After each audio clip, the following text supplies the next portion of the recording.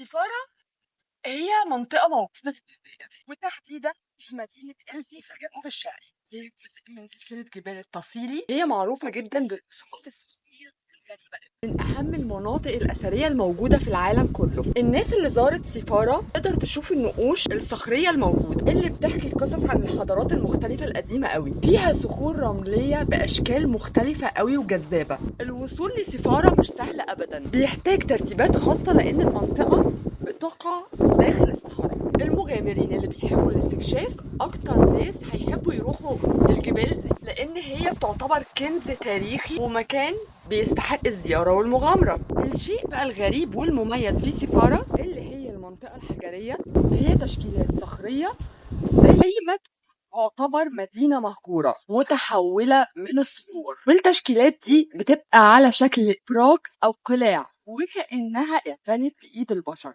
لكن الحقيقة إن هي طبيعية جدا ونحتتها عوامل التعرية عبر العصور، وتعتبر كمان من أقدم الفنون الصخرية الموجودة في العالم كله. الرسومات دي بتصور حياة الناس في عصور ما قبل التاريخ، زي الحيوانات البرية والأشخاص وهم بيصطادوا وبيرقصوا، وبتقدم نظرة فريدة لحياة الإنسان القديم، وده بيخلي سيفارا جذابة جدا. في كتير بقى من القصص والأساطير المحلية داخل البلد اللي بتقول إن سيفارا مسكونة بالجن والعفاريت، ولكن مفيش قصة مؤكدة على الموضوع ده أبدا. وفي ناس كمان قالوا إن جواها كائنات فضائية، وبعض الناس بتقول إن النقوش الموجودة على الصخور دي بتعبر عن أشكال كائنات غير بشرية. المعتقدات الغريبة دي برضو ادت لمحة من الغموض لجبال سيفارا، وخلت ده محط اهتمام الناس اللي مهتمة الكائنات الفضائية والطائرة والظواهر الخارقة. ومع ده مفيش أي دليل علمي بيثبت صحة الكلام ده كله، وكل القصص دي